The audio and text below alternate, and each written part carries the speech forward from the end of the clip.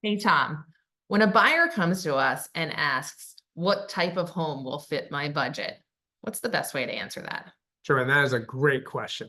Welcome, everyone, to another edition of Coffee with Tom and Joanne. I'm Tom Matthews. And I'm Joanne Taranto. So this question comes up quite frequently, particularly out here in the suburbs, because Joanne and I are based in Concord, but we sell in a lot of different towns. And so the conversation that we talk to people about is there are kind of 5 drivers of value here in the Metro West area of Massachusetts. So the first driver is how close are we to Boston? Because a lot of our jobs are located in Boston, Waltham, so forth. So the proximity to the job is number 1. Number 2 is, does your town have a walkable downtown? Like Concord does. A walkable downtown is very desirable. People really are interested in that. Do you have highway access in your town? Do you have MBTA, commuter rail access in your town? And how are your schools? If you hit on all 5 of those points, such as Concord, your budget, you have to understand that you're assigning some of your budgets. Let's say you have $1.5 million budget. You're assigning some of your budget towards the amenities of the community, and not as much just going towards your house and your land. So, Joanne, what would be the answer then if someone's looking in Acton or Maynard or one of the surrounding towns? How does that shift things a little bit? Yeah, so I think that each town has a different value proposition, and each town is going to have a different housing stock available. One of the great things that I love about selling real estate in Massachusetts is that nothing is homogenous. So there are a ton of different types of houses built in a ton of different time eras.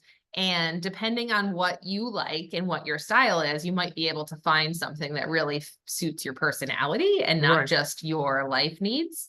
So, when we're looking at what your budget will carry you, we talk about your location of your job, what your needs are from a standpoint of a size of a house. But a lot of people need to make the decision, and this is one of the first decisions that people need to make within their budget is, what can I compromise on? And even if you have a $4 million budget, you're still going to make compromises. And what I mean is, do you want to be as close to your job as possible? So you want to get out of work at the end of the day. You want a quick commute back to your house. And if that's your answer and you work in Boston, you might compromise on the house, because if you go to Acton and you spend $1 million, it's going to be totally different than what you get if you go to Arlington or Belmont and spend $1 million. So it's important to know what's more important to you, the actual house that you're living in, or the location. And sometimes you can have both, but not all the time. And then it's understanding, and that's one of the things that Joanne and I really excel in, because we've been selling real estate for 20 years and we've sold in so many of the communities in the area. We can quickly sit down with you and identify what are your most important needs, what are your most important wants, and what communities will best fit your budget. Because as you start taking one of those 5 points off of the equation, it can really change what the value proposition is for the home you want. So oftentimes people come out to Concord, they love Concord, but they have a $1.5 million budget, which is a great budget, about our average sales price here. But they say, I really want more land. So then we might say, well, why don't we take you over to Carlisle? We still have a joint high school. You're part of the community. All of our youth sports are together.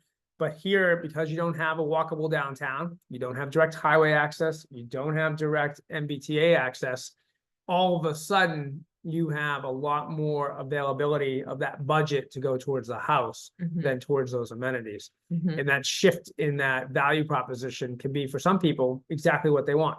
Because now they can get that 3,000, 4,000, 5,000 square foot house. They can get those acres that they want because they don't care about some of those other needs. And your lifestyle matters, So if you want to be walking to downtown and that's not something you want to compromise on, you are likely going to pay more in any of the communities in the Metro West if you want to be in the downtown, walkable part of town. And so kind of how we fit the budget with the house is a big conversation. It's more than just dollars and cents. Lifestyle plays a big piece in that.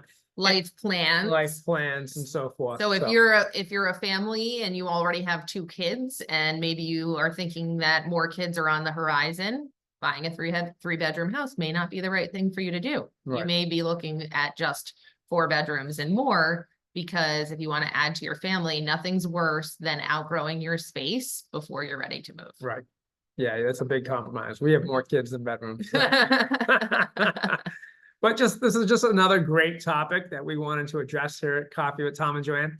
And we want to thank you for watching the video. My name is Tom Matthews. And I'm Joanne Taranto. If you like this video, like and subscribe. Cheers. Cheers.